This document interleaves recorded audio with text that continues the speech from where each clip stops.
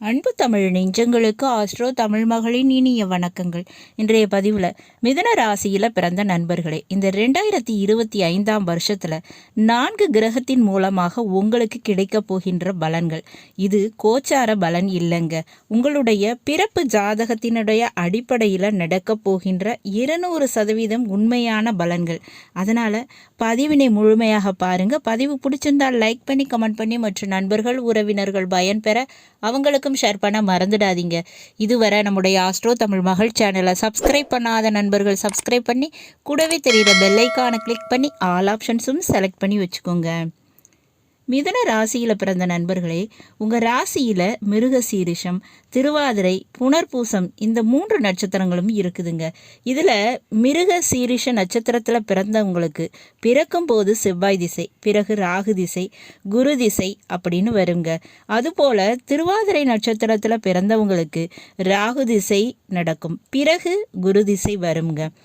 புனர்பூச நட்சத்திரத்தில் பிறந்தவங்களுக்கு முதல்ல குரு திசை நடந்து அதற்கு பிறகு சனி திசை, புதன் திசை என ஒவ்வொரு திசையும் வருங்க. இப்படி தசா புத்தியின் அடிப்படையில் உங்கள் ஜாதகத்தில் எந்த வயதில் எது நடக்கும் என ஜோதிடர்கள் கணித்து சொல்லுவாங்க. மேலும் இந்த கோச்சார ரீதியாக அந்த கிரகங்கள் அதற்கு சாதகமாக இருக்கான்னு பார்ப்பாங்க. அதன்படி தாங்க இப்போ இந்த 2025 உங்களுடைய ஜென்ம ராசியில் குரு பகவான் இருக்கிறாரு. முதல்ல மிதுன ராசியில் பிறந்தவங்களுக்கு குரு திசையோ அல்லது குரு புத்தியோ நடந்துச்சுன்னு வச்சுக்கோங்க. ஒன்று குரு திசை நடந்தாலும் சரி, அல்லது வேறு எந்த திசையிலும் குரு புத்தி நடந்து கொண்டிருந்தாலும் சரிங்க. மிதுன ராசியில் பிறந்த உங்களுக்கு நிச்சயமாக திருமண வாழ்க்கையில் ஒரு மாற்றம், தொழில் ரீதியான மாற்றம் என்ற இந்த 2 விஷயத்தில் ஏதாவது ஒரு மாற்றமானது இந்த 2025 நிச்சயம் நடந்தே தீருங்க. திருமண வாழ்க்கையிலும் சரி, தொழிலிலும் சரி நிச்சயமாக மாற்றம் உண்டு. சரி, அந்த மாற்றம் ஏமாற்றமாக இருக்காதுங்களா அப்படின்னு நீங்கள் கேள்வி கேட்கலாம். நிச்சய மாற்றம் உறுதிங்க. மேற்கொண்டு உங்கள் கர்ம பலன் மூலமாக எந்த விதத்தில் ஏற்றமாக அமையும் அல்லது ஏமாற்றமாக அமையுங்கிறது இருக்குது. அப்படி ஏமாற்றமாக இருக்கக்கூடாது அப்படின்னு நீங்கள் நினச்சிங்கன்னா வியாழக்கிழமைகளை தட்சிணாமூர்த்தி வழிபாடு செய்கிறது நல்லதுங்க. குறிப்பிட்டு இந்த குரு திசையோ குரு புத்தியோ நடந்துக்கிட்டு இருந்துச்சுன்னா தங்க நகை வாங்கக்கூடிய யோகம், கார் வண்டி வாகனம் வாங்கக்கூடிய யோகம் இருக்குங்க. உங்களுக்கு உரிய பங்கு, அது சொத்தாக இருந்தாலும் சரி, தங்கமாக இருந்தாலும் சரி, உங்களுக்கு வந்து சேருங்க. அதுக்கு வாய்ப்பு இருக்குது. இது குரு திசை அல்லது குரு புத்தி நடக்கும்போது கிடைக்கும். அடுத்ததாக உங்கள் பிறப்பு ஜாதகத்தின அடிப்படையில் உங்களுக்கு ராகு திசையோ அல்லது ராகு புத்தியோ நடந்தால் மிதுன ராசியில் பிறந்த உங்களுக்கு மிகப்பெரிய பதவி யோகம், அதிகார யோகம் கிடைக்குங்க. அது அரசு வழியாகவோ அல்லது நீங்கள் ஒரு வேலை பார்க்குற இடத்துல இருக்கக்கூடிய ஒரு பெரிய பொசிஷன், ஒரு பொறுப்பு, ஒரு முக்கியத்துவம் இதை நீங்கள் பெற போகிறீங்கங்க. அதுக்குரிய வாய்ப்பு அப்படின்றது இருக்குது. அதன் மூலமாக நீங்கள் உச்சத்தை தொட போகிறீங்க. அதுபோல் தொழில் ரீதியாக ஒரு மிகப்பெரிய லாபம், மிகப்பெரிய பண வருமானம் இதெல்லாம் தரக்கூடிய ஒரு நீண்ட கால கான்ட்ராக்ட் கிடைக்குங்க. புகழின் உச்சத்தை தொடுவீங்க. இது இந்த ராகு திசையோ ராகு புத்தியோ நடக்கும்போது கிடைக்குங்க. முக்கியமாக ஃபைனான்ஸ் ரீதியாக, பண ரீதியாக இருக்கக்கூடிய பிரச்சனைகள் அனைத்துமே தீர்ந்து போகுங்க. அடுத்தபடியாக உங்களுக்கு சனி திசையோ சனி புத்தியோ நடந்தால் நிச்சயமாக கடமைகள் முடியும்.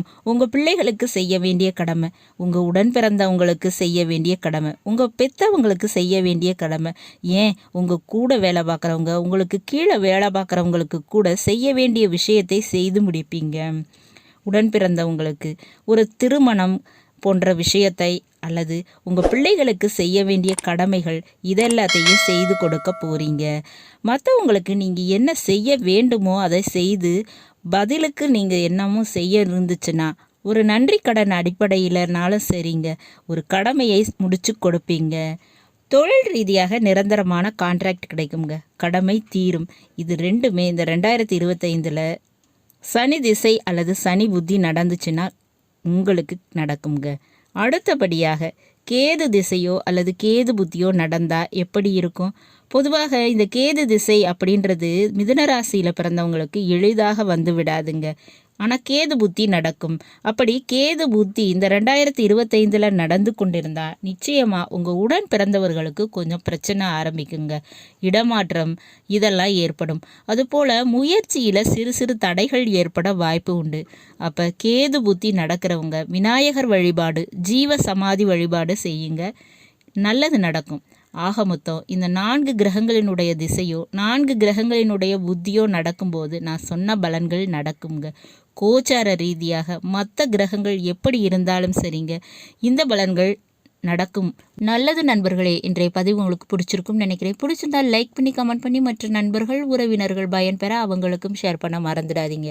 இதுவரை நம்முடைய ஆஸ்ட்ரோ தமிழ் மகள் சேனலை சப்ஸ்கிரைப் பண்ணாத நண்பர்கள் சப்ஸ்கிரைப் பண்ணி கூடவே தெரிகிற பெல்லைக்கான கிளிக் பண்ணி ஆல் ஆப்ஷன்ஸும் செலக்ட் பண்ணி வச்சுக்கோங்க.